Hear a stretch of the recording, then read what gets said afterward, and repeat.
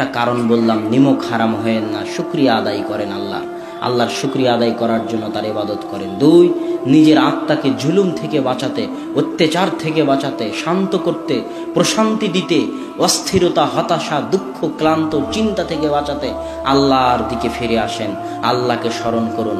আল্লাহ বড় অভিভাবক, আল্লাহ বড় অভিভাবক, আল্লাহ বড় সাহায্যকারী, আল্লাহ বড় সহযোগিতাকারী, আল্লাহ বড় পানাহগার, আশ্রয় পাওয়া যায় আল্লাহর নিকটে।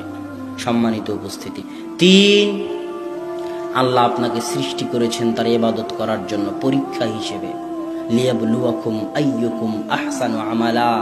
আল্লাহ জীবন মৃত্যু সৃষ্টি করেছেন এটা পরীক্ষা করতে যে কে কেমন ভালো করে। যেমন স্কুলের হেডমাস্টার, কোনো ছাত্র যদি ফার্স্ট হয়ে যায় স্কুলের হেডমাস্টারের কোনো লাভও নাই, কেউ যদি ফেল করে প্রিন্সিপালের কোনো ক্ষতিও নাই। যে ফার্স্ট করেছে প্রিন্সিপালকে না 100টা টাকা দিবে, না একটা জমি কিনে দিবে, না একটা বাড়ি কিনে দিবে, কোনো উপকার নাই প্রিন্সিপালের। কিন্তু প্রিন্সিপাল দেখতে চাচ্ছেন কে ফার্স্ট হয়েছে, কে সেকেন্ড হয়েছে, পরীক্ষা, বাস এতটুকুই। আপনার ইবাদতে আল্লাহর কোনো উপকার নাই, আপনার গুনাহে আল্লাহর কোনো ক্ষতি নাই। আপনি যদি ইবাদত করে ফার্স্ট হয়ে যান আপনি খুশি হবেন, আপনি সফল কাম। হাদা হুয়াল ফাউজুল আযীম। এটাই মহা সফলতা, এটাই মহা সফলতা। আর যত সফলতা আছে সব সফলতা দিন শেষে ব্যর্থতা। ক্লাসের ফার্স্ট হয়ে যাওয়া দিন শেষে ব্যর্থতা, বিশাল চাকরি দিন শেষে ব্যর্থতা, এগুলোর কোনো বাস্তবতা নেই।